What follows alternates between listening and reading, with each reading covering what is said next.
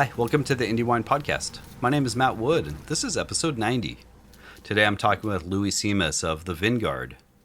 The Vinguard's mission since 2018 is to promote a culture in the wine industry centered around ecological farming, belonging, empowerment, and equity, and to amplify the voices and work of historically excluded groups who work with wine. Most of the focus is in the natural wine sector, and I think you'll really enjoy what Louie has to say. A reminder that I have a Patreon at patreon.com/indiewinepodcast. The link is in the show notes also. If you're enjoying the podcast, any amount to help me keep telling wine stories ad-free and available for everyone is appreciated. It's all run independent and out of pocket. Telling a friend or sharing on social media are great ways to help out too. Here we go. So you started your career in New York, is that right? Yes. So I did start my career in New York. That was 35 years ago. Thought I was going to go to graduate school, and I wanted to get a job that was fun while I was applying. So I got a job in a wine shop. Wine had been a hobby of mine for a while, and I was hired by Kevin McKenna, who was the wine buyer at the time at Astor. Mm-hmm. He is now one of the partners at Louie Dresner Selections, and I think the person who is the most responsible for bringing natural wine from Italy to the United States. Okay. And working under Kevin, I don't know if I was spoiled or I was broken, but it was, I think had it not been for him, I would have gone to graduate school and been a tenured professor right now, living probably in some podunk town, Okay. and being all pissed off about, you know, what's going on in academia, the defunding. Yeah. Anyway, we Yeah. don't need to go into that at the moment. But that's not the path I took. The path I took was I got it actually into a graduate program, but in the summer of 1991, I visited some friends on the West Coast, starting in Vancouver, ending in LA. And San Francisco was my third stop. And I was just going to spend 3 days, and I ended up spending a week. Okay. And it was around this time of year. Actually, it's probably a couple of weeks earlier because I had no idea how cold San Francisco was going to be. And here I Mm. was, this kid from New York who basically had one pair of jeans and three pairs of shorts and was thinking, oh, it's California in August. I'm just going to be wearing shorts. And I froze my ass off, but I just fell in love with the city. So I went back to New York and said, I'm moving to San Francisco. I'm not going to go to grad school, or I'm going to move to California, establish a residency, then apply to graduate programs in California. But about a month after I moved here, which was January of 1992, I got a job as the sommelier at a very formal French restaurant, which was the total antithesis to working at Astor. Mm. Working at Astor under Kevin, we tasted wines and we had wines that even today are esoteric, like Tatzalenges and Marsanmianos from Italy. Mm. There was an amazing selection of German wines. When it came to Bordeaux, there was way more wine from, like, I was just trying to think of an obscure region. But yeah, there was way more wine from Piedmont than there was from Bordeaux, and there was Mm. Mm. probably more just Barolo than there was Bordeaux. And at the time, it's not to say that Barolo is like esoteric, but thinking 35 years ago, people had talked. It wasn't talked about the way that it's talked about now. Yeah. Uh, there was an incredible selection of wine from the Loire. There's more wine from the Mm. Loire than there was from Bordeaux. So, yeah, working for Kevin definitely had a lasting impression on me and my palate and the way that I thought about wine. But when I went to work at this restaurant called Emilio's, it had a cellar that was just stocked with old Bordeaux and Mm. old Okay. Burgundy and old California Cabernet. And while those wines were not really my jam, it was great to be able to taste them. I taste Yeah. some wines I'd never be able to afford, like 59 Petrus, and Wow. a Okay. slew of like 68 and 74 California Cabernets. And I'll tell you, like, I still remember some of them and what they taste like. And there were some of them that were just fucking fabulous. Like, Yeah. the 68, uh, what was it? It was the 68 Martha's Vineyard that was just like, I still remember that, and like Mm. even like the 74 BV, even then I was kind of a little bit more partial to like the older heights than like BV. I still Okay. felt like Yeah, it was, but it's great to just be able to like check those boxes off. Taste a lot of old DRC, taste a lot of old like Leroy. And I did that for about a year, but then I just didn't. There were a couple things happening where I didn't really want to do. One thing that happened is that I basically, when I moved to San Francisco, I came out. And once I came out, I really started to, it, it, it became a kind of a hostile atmosphere Okay. at the restaurant. And I just couldn't, like, I'm just not gonna, I can't do this. I'm not, and I left. Yeah. Yeah. Uh, and again, that was 35 years ago. If something like that happened today, you'd see a lawyer, right? Right. Yeah. Different But time. it was a different time. But so I decided that, like, what I really wanted to do was open a wine bar. And here I was, it's like, I was in my mid 20s and I had spent time at a lot of wine bars in Europe, especially in London, because I lived in London in the late 80s and always thought something like that would be really cool to do in the US. And there was Okay. actually a wine bar I used to go to in New York called the Green Street Wine Bar in Soho that had like tons of flights. Okay. And I thought like, wow, this place is, I used to go there all the time. So I thought it'd be cool to do something kind of like that in San Francisco. And I met someone who was sort of like-minded. She had not been in the industry, but she was very interested in opening a wine bar. And we opened it up together. And it was Hayes and Vine Wine Bar, which was kind of officially the second wine bar in the city, but is really the first wine bar that was like a real like a wine bar in the sense of the wine bars that we talk about today. Okay. And that was like I would say that in a lot of ways that really did launch my career. Just even today when people talk about Haze and Vine, it's still people just talk about it being such an iconic place, and I'm really proud of what not just what I did, but what it birthed. There were a lot of people who worked at Haze and Vine. Even I did at a certain point leave, but there are people who worked there that have gone on to do some really great things. And yeah, I mean that was great. And then I started getting there were a couple of things that were happening. One is that I was really interested in wine education, and people in the industry were a lot of wine salespeople and distributors were saying to me, you should teach wine to like there was a real need for education in the restaurant industry. So I started teaching classes, and then I was like, call civilians, the people who are not in the industry, caught on, and it basically like bloomed into a wine school. It was called the Grapes of Pap.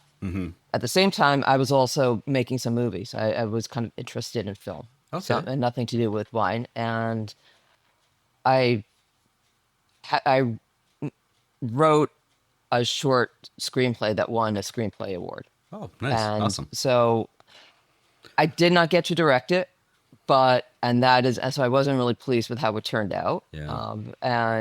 But I was thought at that point, I want to like just try and check it out and see what it's like to throw myself into film. So I spent 1 year, I moved myself to Los Angeles, Okay. right? And I was, right. And I found that I was doing a lot more wine stuff in LA than I was doing film stuff. Okay. And I got to LA, and I guess to be in that business, you have to be very persistent.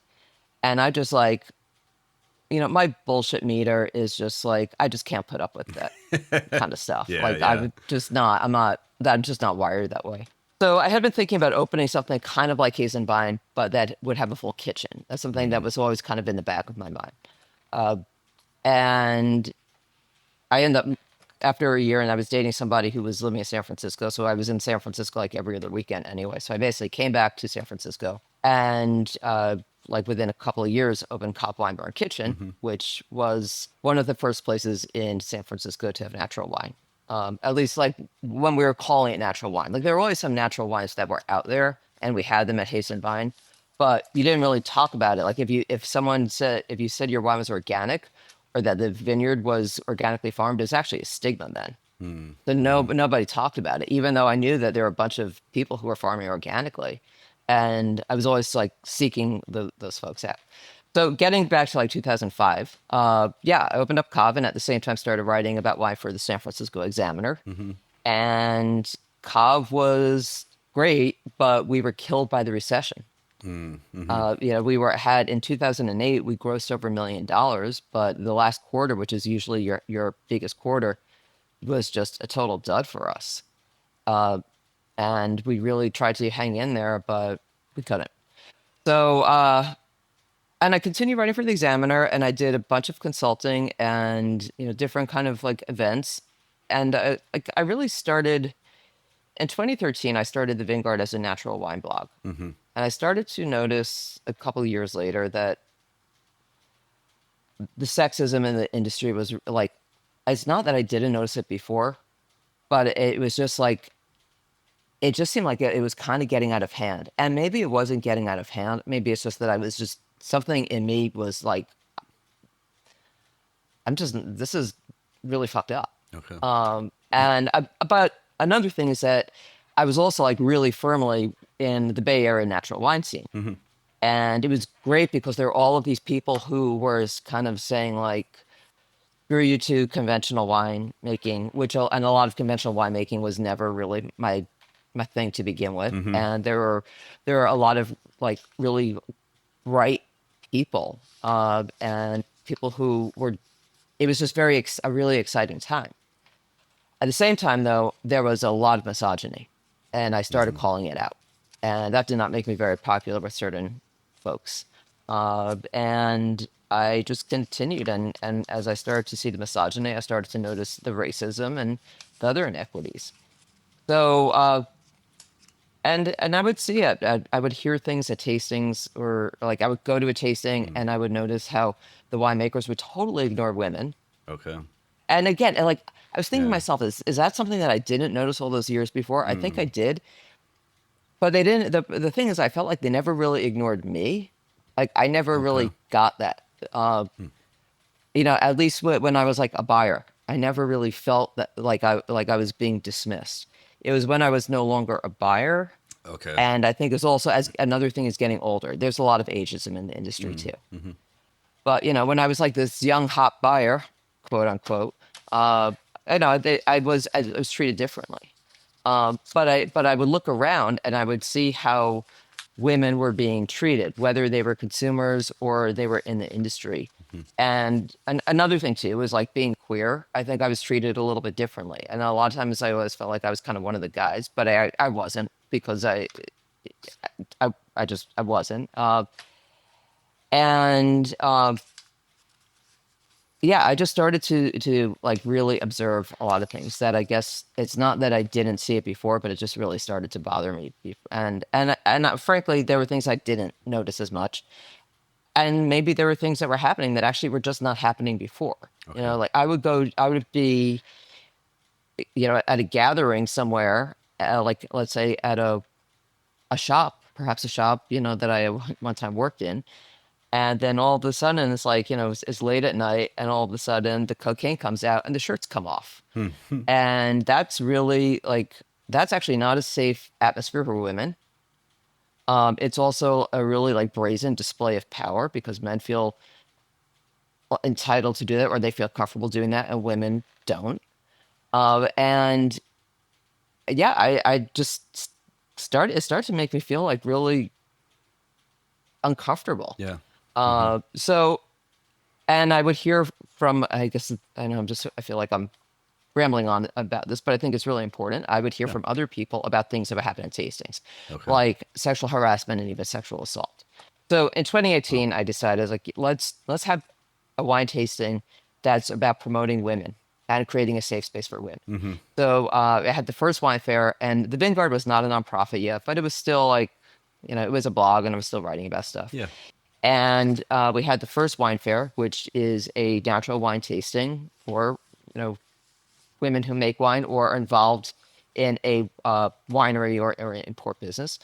And we had 14 people and 100 people showed up, which for the first event I think is pretty good. Yeah. So last year it's just grown every year. Mm-hmm. This past year we had like 40. It was actually a little smaller than it has been the last couple of years. We Okay. had like 42 people pour, and around 350 people came, something like that. But well, maybe not that many. Probably let's call it 300. But The year before, it was actually a 2-day event, and we had Right. 75 people pouring, and we had like way over 400, probably close to 500 people who came. Hmm. That was it was a very 2 days, which was very stressful to me, and I made I a mental bet. health decision that I didn't want to do a 2-day event again. That said, we're actually, we're considering maybe going back to 2 days next year. We're not sure, Okay. but yeah. But trust me, should that happen, I will need an assistant or I'll need to be heavily medicated because not going through that again. But the thing with Wine Fair and other events that we do is that they're incredibly stressful leading up to it, but once it happens, the day of, it's just magical. Hmm. And I always hear from people like how Wine Fair is their favorite tasting because the atmosphere is so different, and I hear that from a lot of men. Mm-hmm. And I'd say maybe about a third to 40% of the attendees are men, or seem to be male identified anyway. And I just hear from people that it's so much more of an open atmosphere that people are, the winemakers tell me that they have really engaging conversations. It doesn't feel like it's a drunk fest, that people Mm. are really Yeah. there to learn about and taste new wines. And yeah, that kind of makes all the stress worth it. Yeah. Um, yeah.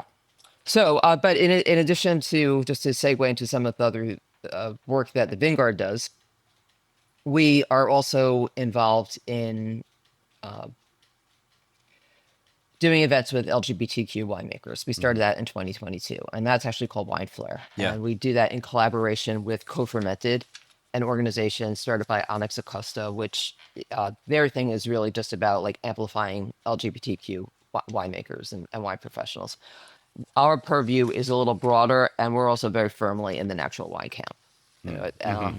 so I'd be like, yeah, I'd love to change the entire industry, but I was like, let's kind of focus on this one little segment of it. And I actually think in some ways the natural wine industry or natural wine movement or people are, it's kind of, it's easier to kind of get people to open their minds in some ways than it Okay. is in the more industrial sector. A little easier to start the conversation Well, in, yeah, in because I natural think wine. you right, because you often just one it tends to trend younger, Hmm. and you just have people who generally are a little bit more open minded. But that said, there's been plenty of misogyny and elitism and racism. It's not that it doesn't exist, but I feel like there's a lot less than there used to be.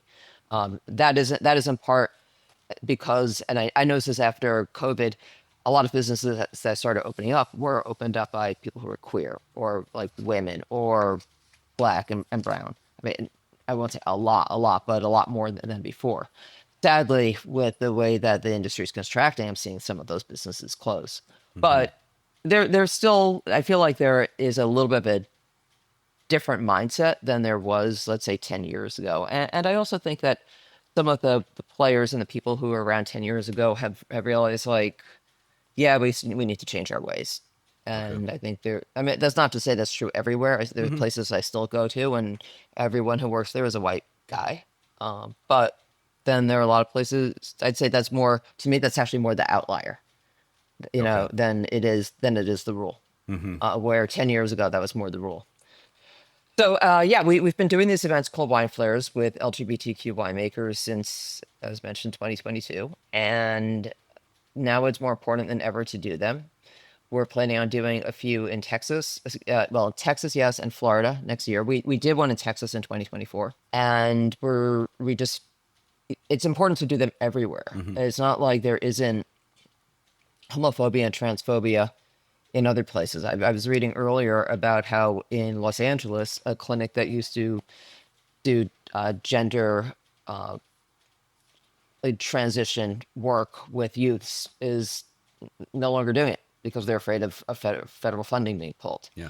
So it isn't like, oh, things are like really screwed in other parts of the country, but come to California and you can do it. We have everything. That's not true. We're feeling the heat in California as well.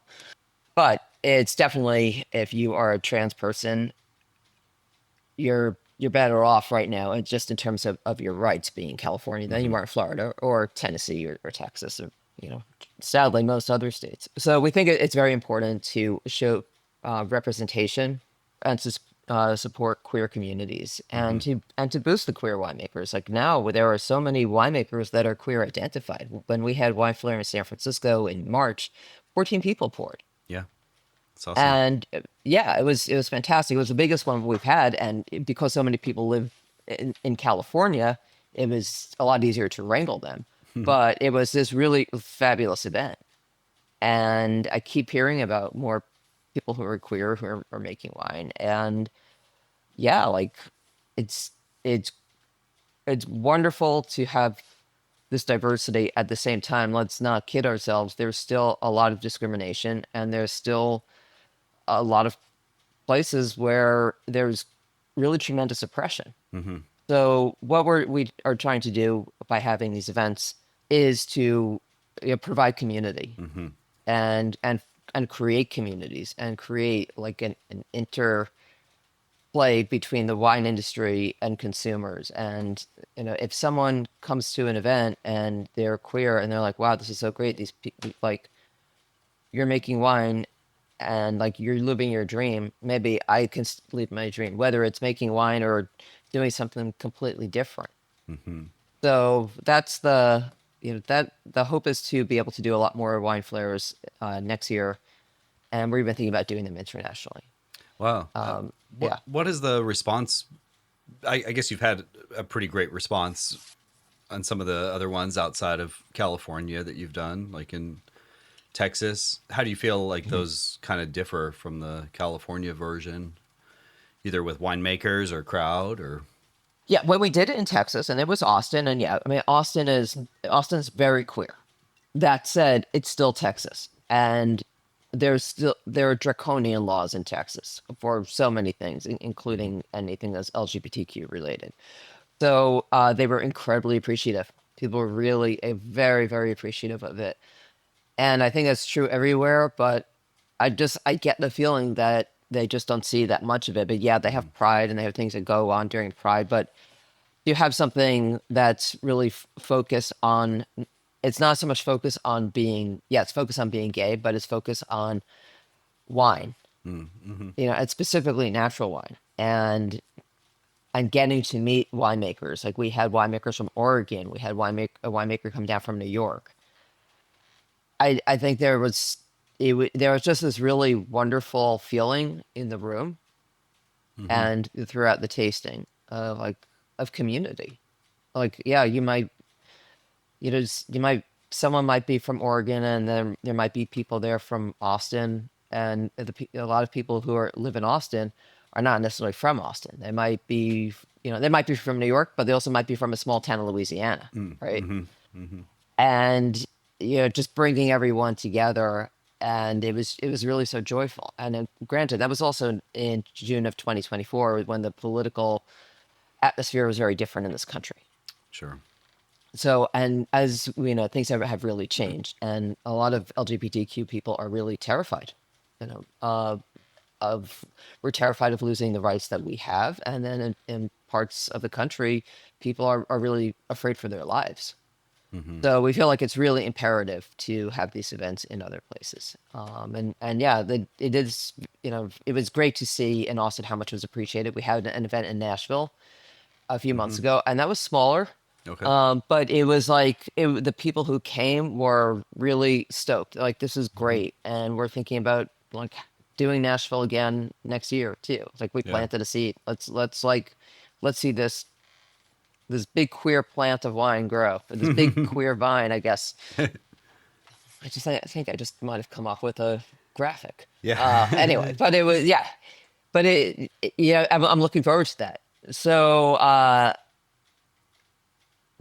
what we're planning on doing is having events, as mentioned, in other places where I think it's critical. At the same time, we're planning on doing an event in Boston, Hmm. Portland, and Seattle. And when we go to markets that where there's already, where there is not just a big queer community, but where the state laws and are much more favorable, to the LGBTQ community, there's still a lot of appreciation. It That's isn't great. like, this is just another event, like this is another queer event, who cares? There really is a lot of appreciation. And I think that the winemakers serve as role models Hmm. because I mentioned before, I think they give people inspiration to go in and do something that they might want to do. And people love wine. Gen Yeah. Z's not drinking as much wine supposedly, but there are enough millennials and Still Gen young. Xers, and some maybe other generations of all from all ages that come out to our events and really have a great time. Are you able to pull in any local winemakers for the areas that are closer to wine country So when for we did in events? Portland, yeah, when we did in Portland, we just had Oregon winemakers, and we're probably Okay. just going to for Oregon and Seattle, or for Portland and Seattle, we're probably just going to have Oregon winemakers again, or Pacific Northwest winemakers Mm-hmm. again. We'll invite California winemakers if they want to come up for it, great. But there's a really great community of queer winemakers up in Oregon. And there's like Dee Maloof, Mike Hines from Frontier, Luke Weil from Statera Laris, Mike's partner Jason at Hanson Cellars, of course Vivian Kennedy from Ram Cellars. Who am I forgetting? I mean, those are the people that have supported our event so far, and I know there are a few other people too that hopefully will participate in events that we do in the future. The Vinguard's kind of all focused around natural wine. And what is the basis of that? Like, why? Yeah, you mentioned it a little bit earlier, maybe a younger crowd and everything, but what got you at the beginning to sort of focus the Vinguard on natural wine? Well, because that's where my personal preferences are. I mean, that's sort of the beginning. That's where it started, and where I felt like I had the most like connections and community. Okay. But it's also, yeah, like the whole industry is like that's a huge thing. Mm-hmm.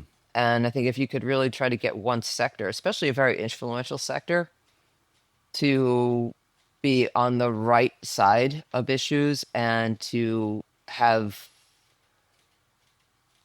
not just greater diversity in a performative way, but to really like walk the walk. Mm-hmm. Uh, to me, that I think is just seems a little bit more manageable. And granted, we're still like we're a little organization, but if we can make a Sure. dent, that's important to us. But another thing that's also really important, and this is ties into another big project for us, is the farming, Mm-hmm. and that is Yeah. just the most important thing. I think that like to me there's no excuse for using pesticides. Like I Mm-hmm. hear people make excuses, and I just I just said none of it. It's bullshit. You should not be using and spraying any synthetics, and you should be very careful even about some of the organic compounds and materials that you use in the vineyard. I'm not saying never use copper sulfate, but use it as sparingly as you can. And that could be tricky because of mildew, but there are other ways of coping with it. Mm-hmm. Uh, and no, I'm not a viticulturalist, but I've been in the industry long enough to, I've seen enough to say, like, yeah, I think we can be doing a lot better than we are because you're not just screwing up the ecosystem. You're totally screwing up the ecosystem, and you're not going to make wines that are as vibrant. That's just the reality. Like I remember Kevin saying to me a long time ago but he's the one who got me into natural wine too. Like, Mm-hmm. and we were talking about it, and I said, what is it the catch for you? And he said they're just more vibrant, and he's right. When you start putting synthetics and not just synthetics, but when you mess with the natural ecological order of a vineyard, you're just not going to have wine that has the same vitality. Mm-hmm. And I notice it in wines. So but that's one thing just from a purely aesthetic point of view. But you're poisoning the workers. Yeah. You're poisoning people who live in the vicinity. It's terrible for the animals. And like I mean I'm a vegan. I'm very much of a like animal rights advocate. Mm-hmm. And I don't yeah, I just I have a huge issue with that above everything else. For when everyone and this kind of died down now, but all the talk about sulfur, it's like, why are people? Yeah, I get the talk about sulfur, and sulfur definitely has its drawbacks, and some people are very sensitive to it. But why should we should be spending a lot more time talking about the farming, Mm-hmm. and how what the farming is doing to the vineyard workers. So, which brings me to our other big project called Guardian Vital. Right. And a few years ago, we had a wine and environmental justice conference. And we invited Lideris Campesinas, which is an organization that was started and is run by farm worker women, and a lot of their work really is revolves around issues that pertain to women farm workers, Hmm. but they also do a lot that protects people of all genders. And as you can imagine, they're very busy right now. Yeah. Yeah. They have there's a lot that they do. Hmm. So we had this conference with them and a bunch of people from the industry, and we were talking about a lot of issues. We were talking about water usage, we were talking about pesticides, and what came out of the conference to me was that we're not going to move the needle on any of these issues unless consumers demand it. And there needs to be consumer awareness. And so many consumers, they have a bottle of wine and they don't realize like what the labor was, not the labor, but who picked the grapes. Yeah. What it took to make this wine. Everyone glorifies the winemaker, and I'm not going to diminish the role of the winemaker, although I think there's usually, you know, what we call the winemaker, there are usually many people who go into winemaking decisions, or a couple of people who do anyway. Anyway, without getting too much into that. But there were people who are toiling in the vineyards and often under really terrible conditions. And especially when the wildfires were happening a few years ago and workers were being asked to go into evacuation zones and they weren't given a 95 mask and there wasn't water and there weren't bathrooms. And it was some of that. There have been some rules, especially or some laws in Sonoma County that have been passed to create protections for vineyard workers, but that's just Sonoma County too. And Hmm. I think it's happened in a few other parts of the state. But we noticed like this is just the way it's just not okay the way the vineyard workers are being treated, but Hmm. consumers need to become aware of it. So uh, we thought about the idea of creating a label, kind of similar to what Brutal. So Right. right, and you know what Brutal is, but just Yeah. for everyone who's listening who doesn't know, Brutal is a label that is used for people who make wine that doesn't have sulfur additions. They have to be natural wines. Not all wines that don't have sulfur are natural wines. Just for those of you who are listening, just because it says Hmm. 00 doesn't mean that it's a natural wine. Hmm. But that's the idea behind it, and different wineries use like Brutal, and they'll incorporate into a design of their own. So we're thinking, let's do something like that. Yeah. And to be part of Guardian Vital, there are, I think, 15 requirements that have to do with like growing practices that have to do with like sick days. There are a number of them, and we've made a couple of changes, but it's still very much in the spirit of what we want to do. Okay. And it's about really drawing attention to vineyard workers. So far, Margins and Convenience to Dreams have made Guardian Vital wines. Margins sold out Nice. of their wine very quickly. They're making another one. Awesome. And we have a few other people who said they're going to do it with this upcoming harvest. One thing that I'm doing right now is I'm getting in everyone's ear. It's like, I know you're picking grapes, and I want you to make a Guardian Vital wine. Can you do it? So I'm not gonna say who's told me they're gonna do it, but a few people said, yeah, we'll do it this year. That's great. And yeah, and we're excited about it. I think the more we could get it out there and get this label, and yeah, but we want people they don't have to use the exact label. They can incorporate into their own design. And there's a QR code that goes to the Laderas Campesinas website, so people can get some more information about it. And if this really takes off, and hopefully it will, we're hoping that we can get more attention and even get attention from some policymakers like Mike Mm. Thompson, he's been representing like Napa, I think part of Sonoma for years and years and years. And I'm astonished by how little attention and policy and that has, you know, that he and local lawmakers have passed to try to protect the vineyard workers. Hmm. And you hear stories about the economics of it, but I'm tired of hearing about the economics of it. Yeah. Like uh, and then we know right now the wine industry is not in a good position, and you don't want a small grower or a small winemaker to have to pay, and they can't afford to pay like double what they paid or 3 years ago Hmm. for the same fruit. They just can't do that.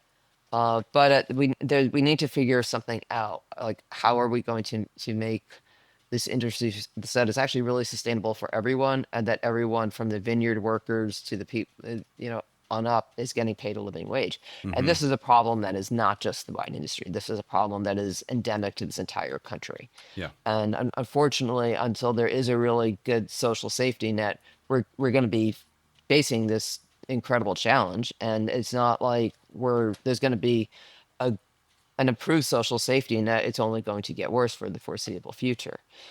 So the Vinguard feels that well, this is an area where we can, somehow if we could get these conversations going, maybe we can bring some change at least on the local level. It's not going Mm-hmm. to happen on the national level, but maybe on the local level, we can start to foster some change. Yeah. That's an amazing thing to fight for. And there's, I mean, a lot of vineyard workers are having a really tough go of it right now with everything else going on. So, Yeah, we you know, haven't even talked about that, and I have had these conversations with Ladeus Campesinas and some winemakers too about what's going to happen. Is ice going to be going to the vineyards? There are some people who think that they probably won't, because at least not in Napa and Sonoma, because there's too much money hmm, up there, so they might not. But I don't know if they really care about that. I don't know. But yeah. even if there are people who are just terrified. They're terrified Hmm. to go to work. Yeah. And so what is that going to like? Is there going to be a labor shortage? There's already been a labor shortage over the last few years anyway. But is Hmm. there going to be an even greater labor shortage than there was? Yeah, I don't know. Yeah. Scared to go to work or drop their kids off at school and Or if everything, just they live get your injured life, on the job. Yeah, if they you get know? injured on the job, and, or they get sick from pesticides, afraid to go and seek medical care. And that's been the case even before Trump Hmm. came back, where there's been a fear, but now it's just been exacerbated, to the nth degree. So I don't know. We don't know what it's going to look like as far as the Vinguard getting involved in that. We have to be careful about. We have a certain purview, and we have to be careful about the things. We are officially a non-political organization. Mm. We cannot endorse candidates or political parties, but we can take stands on issues, and we do. We're a social Hmm. justice organization in the wine industry, and you know, our mission is to see that there is social justice and economic and environmental justice in the industry, or at least fight for it. Hmm. But look, you got to keep fighting the good fight. You're going to win some battles, and you're going to lose some battles. And I don't even think of what we're doing really as being battle so much. Hmm. But if we can raise awareness and amplify different marginalized groups, then I feel like we're doing our job. Yeah. And I mean, like you were talking about earlier, but Wine Fair seems like a great example of that. Wine Fair has grown over the years, and it is a really great fair, and it seems like everybody has such a great time there. And like you said, super good atmosphere, just good vibes at it, and going to support winemakers that can use it a lot of times.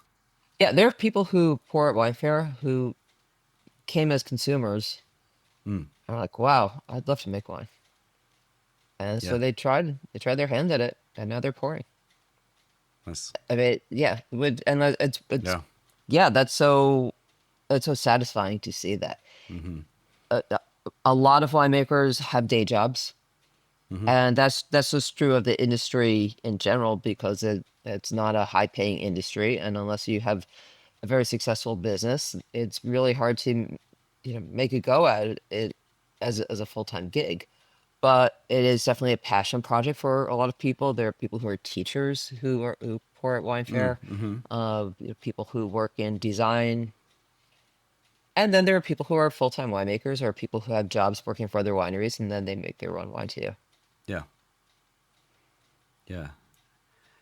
Well, I want to ask you. I mean, we met at the Unfiltered event a few weeks ago, and you got to moderate a fun panel there that had some good fun discussion.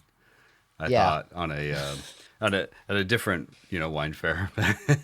Right. The idea behind the panel was officially called as Natural and Romanticized Flaws.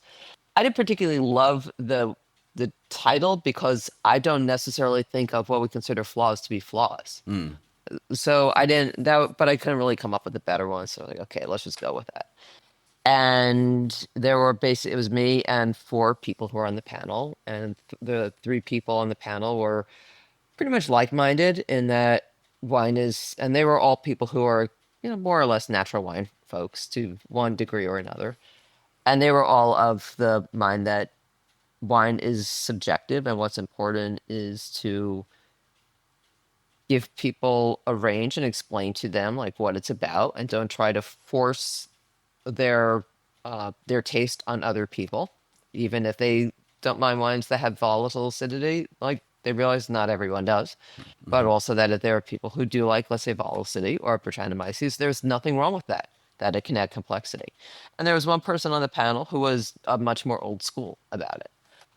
And it was I wouldn't say it was a challenging panel to moderate. It wasn't. I let him have a little bit more, and I know you had a recording of it that's out now, which I haven't had a chance to listen to yet.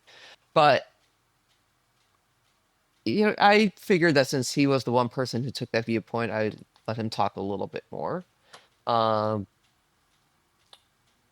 and there were times when I felt like, okay, he was talking a little bit too much. Hmm. And then I tried to step in and do that. But I think what came out of that panel for me was really is that wine is very subjective, Hmm. and that we Hmm. and this is not, it's not something new, it's something I've Yeah. always felt. But I felt like what I thought was very important to impress on the people who were there was that this idea of flaws in natural wine is like you may not like Brettanomyces, reduction, volatile acidity, oxidation, etc., but other people do, Hmm. and that it's just important to really be open-minded about wine and let your own palate guide you.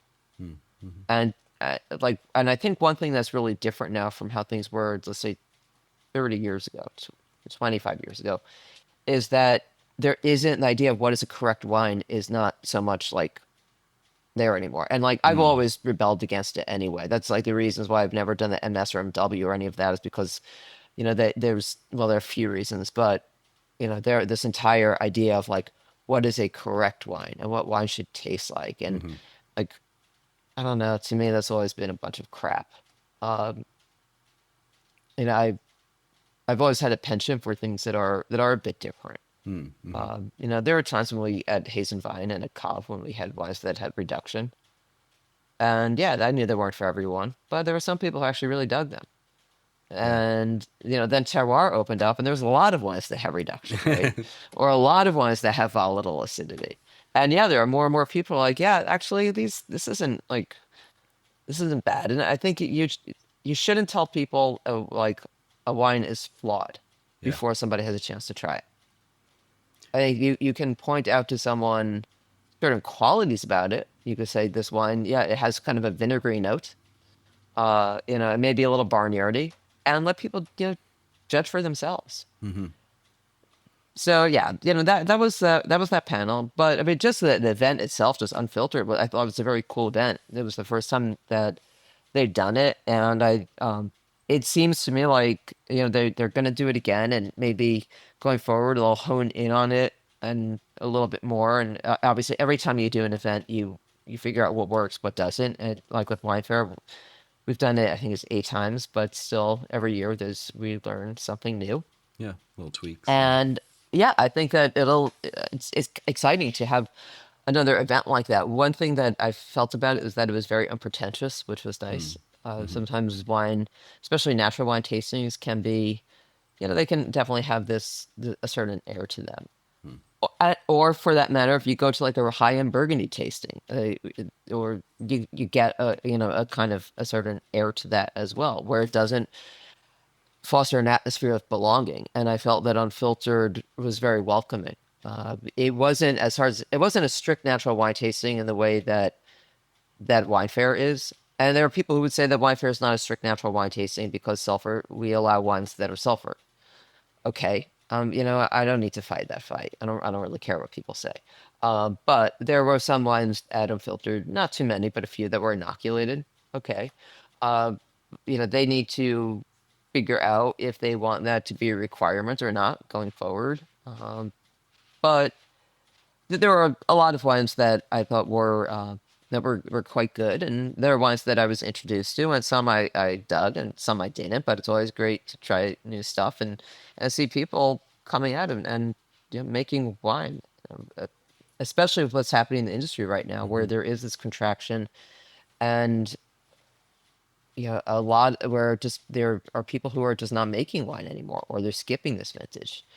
So it's good to see that there are a few others that are throwing caution to the wind and throwing their lot in, so to speak. You run one of, I imagine it's one of a very few natural wine focused wine schools. Have you seen the classes or enrollment change in in age, or how have you seen those kind of evolve, or like I guess maybe just the interest in it since you started? Yeah, we have people of different ages, anywhere from like mid 20s up till they've had people who I'd say are, in their 70s. Most people who take the classes are, probably, maybe late 20s through their 40s. Is that going to change? We just started doing classes a couple of years ago, so I can't say I've seen a really big shift in the demographic.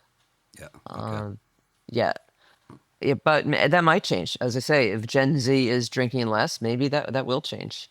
Maybe we'll start to see as the millennials age, we'll have an older demographic. Maybe we won't have enough people who are interested in classes. I hope that's not the case. Yeah. And I think because the classes we're doing, and we just have a little shameless promotion. We're doing a class with Eric Danch Hmm. from Danch and Granger, who was on the panel at Donkey and Goat on Austrian wines, and that's going to be September Oh. 19th. And then we're doing a series on French wines. It's not going to be 5 weeks consistently. It's 2 weeks in September and then like 3 weeks in October because I'm going to go out of town for a little bit. But we're doing that at Hotel Biron. Okay. And but in both classes we are using natural wines. And you know, we sometimes I feel like we should talk more about that we just use natural wines, and sometimes I feel like maybe we shouldn't, Hmm. because then people who might have this idea of natural wine just being wines they'll just say are riddled with VA might be like, I'm not so interested. Whereas there's a huge breadth of natural wines and what natural wines taste like. Yeah. So I kind of go back and forth on that. But I'm really excited about both of them. I'm going to teach the French wine series, and yeah, I'm stoked to do that. But as far as the classes are concerned and who takes them, we see it's the age wise, it's within I'd say mostly millennials if you're going to pin it Okay. on one generation. But we'll see. That could change. Yeah. What are some of the things you've been kind of most proud of with Vinguard and, I guess, Wine Fair? I'm proud of, honestly, I'm proud of all of it, and I'm proud of all the people who are involved in it. I'm really proud of our board. Hmm. The board changes. We've had really wonderful board members from the beginning. I think right now we have really a terrific board, with people who are really engaged, Mm-hmm. and so I'm really proud of them to begin with. Above everything else, Jane Lopes, who's our secretary, Jamie Hirashi, who's our treasurer, have been they've been tremendously helpful. And but there are so many other people. I mean, Megan Bell from Margins, she has been a Mm-hmm. board member since the beginning, and I just can't sing her praises enough. Yeah. She's a really incredible human above everything else, and I think one of the best winemakers in the state. So I'm proud of that, and the people who have, um, who have been part of the organization. I think above everything else because nothing else would happen if it wasn't for their work. But and I'm proud of the community that we've been able to foster around it too. I feel like a community around wine fair, and not everyone who pours. Some people sometimes just can't pour one year for whatever reason, and that's Yeah. okay. Okay, and then they'll come back and pour again. But there are a bunch of people who pour. Print like they love pouring. I've heard from a bunch of winemakers that it's their favorite event too. Hmm. And the wine flares like that, I feel great about what we're doing with that. I love working with Onyx from Co-Fermented, and I love working with the winemakers like Luke has from Satera. Luke has come to like three of our events. He came to Nashville and to Wow. Austin, and the one that we did in Portland.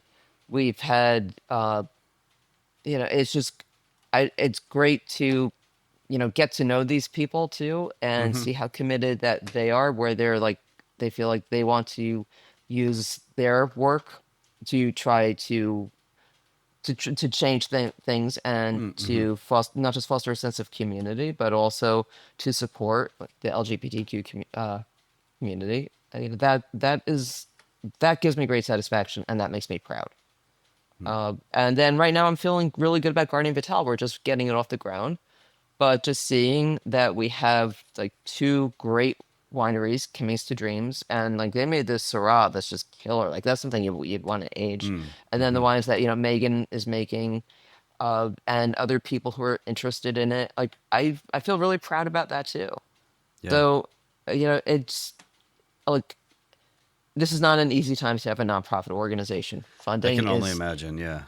yeah, under the best of circumstances, funding is an issue, and right now we're dealing with really really difficult times. But there's satisfaction in knowing that we are doing things that are actually that people are not enjoying, and that's meaning something to them too.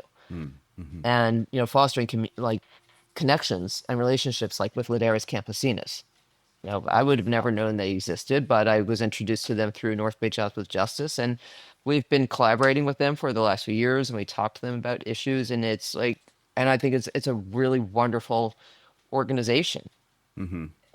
Just so I don't know if proud is even the word. I think for me it's more a sense of gratification, Okay.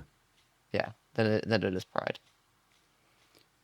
Is there anything else kind of on the horizon for Vinguard? Well, well, that's enough. I Fundraising is mean, always the big issue yeah, for us.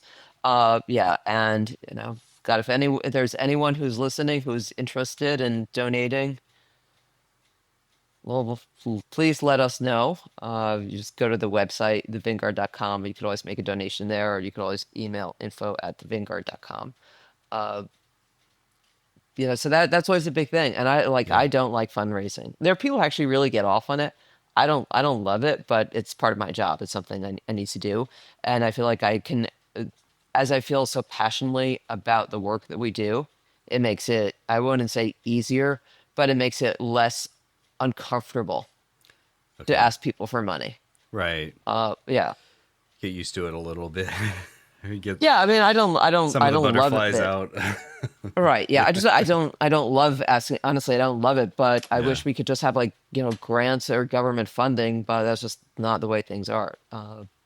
But I think that it's the work we're doing is very important to a lot of people, and there are a lot of sure. people who've been really incredibly supportive of our work, and people who do want to support our work. And I can't, and I am so grateful, to everyone who is supportive, whether they make a financial contribution or an in-kind contribution. We have for the classes we do, we get a lot of our wine donated, and I like, especially now, I have such gratitude, Mm. to the different companies that help us out, you know.